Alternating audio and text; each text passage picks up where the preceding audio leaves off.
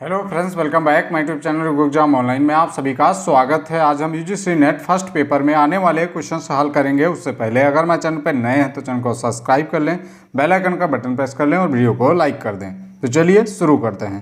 पहला प्रश्न है, मूल्य शिक्षा प्रदान करने का सर्वोत्तम तरीका है। शास्त्रीय ग्रंथों पर चर्चा, मूल्यों पर व्याख्यान और परिसंवादात्मक विवरण, मूल्यों पर संगोष्ठियां और परिसंवाद, मूल्यों पर आदर्शात्मक प्रस्तुति और विमर्शी सत्र। राइट ऑप्शन को लॉक करेंगे। इसमें आपका डी ऑप्शन राइट हो जाएगा, मूल्यों पर आदर्शात्मक प्रस्तुति और विमर्शी सत्र।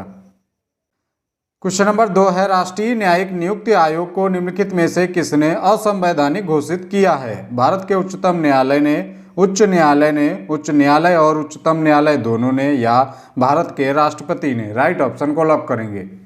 इसमें आपका ए ऑप्शन राइट हो जाएगा, भारत के उच्चतम न्यायालय ने अधिसूचित राष्ट्रीय न्यायिक नियुक्ति आयोग को असंवैधानिक घोषित कर दिया है। यह आयोग संविधान के 99वें संविधान संशोधन से संबंधित है। राष्ट्रीय नियुक्ति आयोग की स्थापना के लिए संविधान ने नया अनुच्छेद 124 का जोड़ा गया है। क्वेश्चन नंबर 3 है, वर्ष 2022 तक बायोमास से विद्युत उत्पादन हेतु सरकार का लक्ष्य है। 50 मेगावाट, 25 मेगावाट, 15 मेगावाट या 10 मेगावाट। राइट ऑप्शन को लॉक करेंगे। इसमें आपका डी ऑप्शन राइट हो जाएगा, 10 मेगावाट। वर्ष 2022 तक बायोमास से विद्युत उत्पादन हेतु सरकार का लक्ष्य 10 मेगावाट है। यह पर्यावरण संरक्षण हितैषी कदम है और इसका प्रभाव ग्रीन हाउस गैसों के उत्सर्जन पर भी पड़ता है। क्वेश्चन नंबर 4 है, संपोषित विकास का लक्ष्य निम्नलिखित में से किस वर्ष तक प्राप्त करने का विशिष्ट लक्ष्य है। 2022, 2030, 2040 या 2050। राइट ऑप्शन को लॉक करेंगे। इसमें आपका बी ऑप्शन राइट हो जाएगा, 2030। संपोषित विकास का लक्ष्य वर्ष 2030 तक प्राप्त करने का लक्ष्य रखा गया है। संपोषित विकास को निर्वहनीय विकास, सतत विकास एवं धारणीय विकास के नामों से भी जाना जाता है। क्वेश्चन नंबर 5 है, भारत की बड़ी बड़ी नदियों में जल प्रदूषण का निम्नलिखित में से सबसे बड़ा स्रोत क्या है। असंसाधित मल जल, कृषि संबंधी जल प्रवाह, अविनियमित लघु उद्योग या धार्मिक रीति रिवाज। राइट ऑप्शन को लॉक करेंगे। इसमें आपका ए ऑप्शन राइट हो जाएगा, असंसाधित मल जल। भारत की बड़ी बड़ी नदियों में जल प्रदूषण का सबसे बड़ा स्रोत असंसाधित मल जल है, जो कारखानों, फैक्ट्रियों, परमाणु संयंत्रों से प्रवाहित होता है। क्वेश्चन नंबर 6 है, कई प्राप्तकर्ताओं को तुरंत भेजी गई अयाचित ईमेल को कहा जाता है। वार्म, वायरस, थ्रेट या स्पैम। राइट ऑप्शन को लॉक करेंगे। जिसमें आपका डी ऑप्शन राइट हो जाएगा, स्पैम। कई प्राप्तकर्ताओं को तुरंत भेजी गई अयाचित ईमेल स्पैम कहलाती है। वार्म आपका एक वायरस के समान है, जो ईमेल एवं नेटवर्क आदि के माध्यम से एक कंप्यूटर से दूसरे कंप्यूटर में फैलता है। वायरस आपका एक कंप्यूटर प्रोग्राम है जो आपकी अनुलिपि कर सकता है और उपयोगकर्ता की अनुमति के बिना कंप्यूटर को संक्रमित कर सकता है। थ्रेट एक संभावित खतरा है। क्वेश्चन नंबर 7 है, शोध करने के लिए निम्नलिखित में से कौन सी आरंभिक अनिवार्यता की अपेक्षा है। अनुसंधान अभिकल्प विकसित करना, अनुसंधान प्रश्न तैयार करना, प्रदत्त विश्लेषण प्रक्रिया के संबंध में निर्णय लेना या अनुसंधान परिकल्पना निर्मित करना। राइट ऑप्शन को लॉक करेंगे। इसमें आपका ए ऑप्शन राइट हो जाएगा, अनुसंधान अभिकल्प विकसित करना। शोध करने के लिए आरंभिक अनिवार्यता उस विषय से संबंधित अनुसंधान का एक अभिकल्प विकसित करना होता है। क्वेश्चन नंबर 8 है, शिक्षण प्रभावकारिता को प्रभावित करने वाला एक सर्वाधिक शक्तिशाली कारक किससे संबंधित है। देश की सामाजिक व्यवस्था से, समाज की आर्थिक स्थिति से, विद्यमान राजनीतिक व्यवस्था से या शैक्षणिक व्यवस्था से। राइट ऑप्शन को लॉक करेंगे। इसमें आपका डी ऑप्शन राइट हो जाएगा, शैक्षणिक व्यवस्था से। शिक्षण प्रभावकारिता को प्रभावित करने वाला एक सर्वाधिक शक्तिशाली कारक का संबंध शैक्षणिक व्यवस्था से है।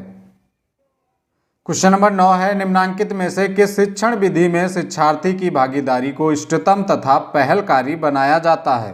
परिचर्चाओं की विधि में, युग्मित वार्ता सत्र की विधि में, विचारावेश सत्र की विधि में या परियोजना विधि में। राइट ऑप्शन को लॉक करेंगे। इसमें आपका ये ऑप्शन राइट हो जाएगा, परिचर्चाओं की विधि में। परिचर्चाओं की विधि द्वारा शिक्षण विधि में शिक्षार्थी की भागीदारी को इष्टतम तथा पहलकारी बनाया जाता है। क्वेश्चन नंबर 10 है, शिक्षण के प्रभावकारिता का निर्णय निम्नलिखित में से किस रूप में किया जाना चाहिए।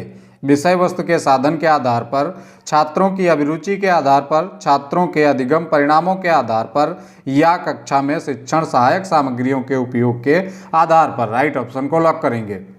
इसमें आपका सी ऑप्शन राइट हो जाएगा। छात्रों के अधिगम परिणामों के आधार पर शिक्षण की प्रभावकारिता का निर्णय छात्रों के अधिगम परिणामों के आधार पर किया जाना चाहिए।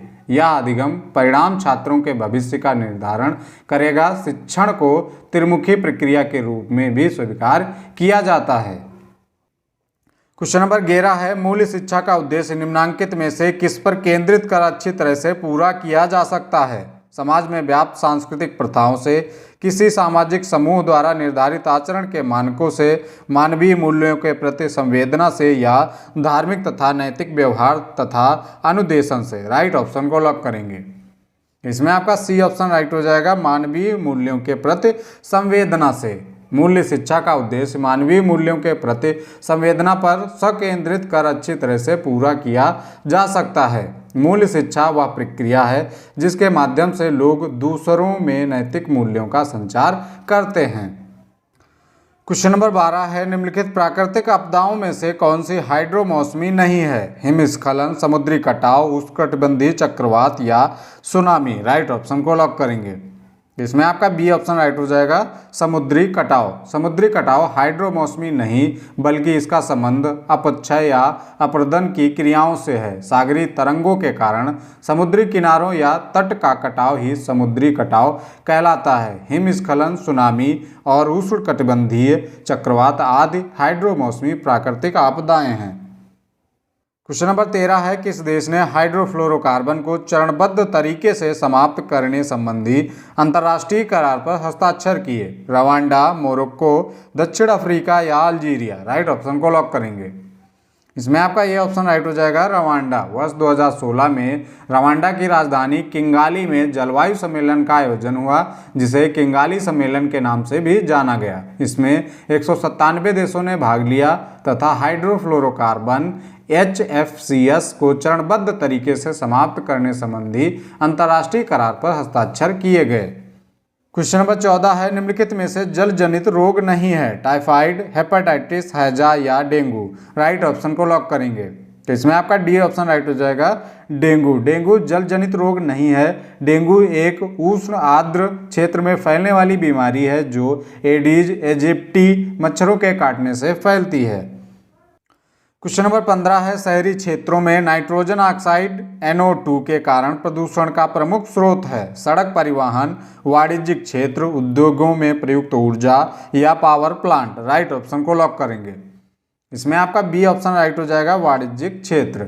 शहरी क्षेत्रों में नाइट्रोजन ऑक्साइड NO2 के कारण प्रदूषण का प्रमुख स्रोत वाणिज्यिक क्षेत्र है। वायु प्रदूषण के प्रमुख घटकों में नाइट्रोजन ऑक्साइड का प्रमुख स्थान है। फैक्ट्रियों से निकलने वाले धुएं से शहरी क्षेत्रों में वायु प्रदूषण अधिक होता है, क्योंकि शहरी क्षेत्र अधिकतर वाणिज्यिक क्षेत्रों के आसपास फैले हुए होते हैं। क्वेश्चन नंबर 16 है, निम्नलिखित में से सतत प्रकार के डाटा की पहचान करें? एक व्यक्ति द्वारा बोली जा सकने वाली भाषाओं की संख्या, एक घर में बच्चों की संख्या, शहरों की जनसंख्या या एक कक्षा में छात्रों का वजन। राइट ऑप्शन को लॉक करेंगे। इसमें आपका डी ऑप्शन राइट हो जाएगा, एक कक्षा में छात्रों का वजन। किसी निरंतर घटने या बढ़ने वाले डाटा को सतत प्रकार का डाटा कहते हैं। एग्जाम्पल, एक कक्षा में छात्रों का वजन एक सतत प्रकार का डाटा है जिसे हम लाइन चार्ट या आयतन चित्र से प्रदर्शित कर सकते हैं।